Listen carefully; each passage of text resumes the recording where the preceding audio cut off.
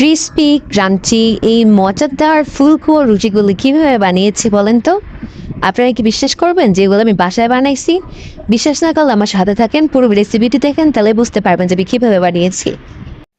এর লিগে আমি লয়ালিছি 150 গ্রাম ময়দা আর 80 গ্রাম পানি আর 1 চামচ পরিমাণ সয়াবিন তেল দিয়া ভালো করে হাতের সাহায্যে মইথ্যা মইথ্যা একটা সফট ডো বানিয়ে এলাম। ডোটা শক্ত হইব না বা একদম বেশি নরম হইব না। অহন এটারে রেস্টে 10 মিনিটের লেগে রেখে দেবো এক সাইডে। অহন একটা বাটির ভিতরে 2 টেবিল চামচ ব্রাউন সুগার 1 টেবিল চামচ ময়দা দিয়া এবার মিশে আলো বালা কইরা। এইবার ময়দাটারে নামাইয়া বালা করে হাতের সাহায্যে বালা করে মুইকা লমু। মতো হয়ে গেল সুন্দর কইরা এটারে কয়েক টিপটা করে কাটতে লমু।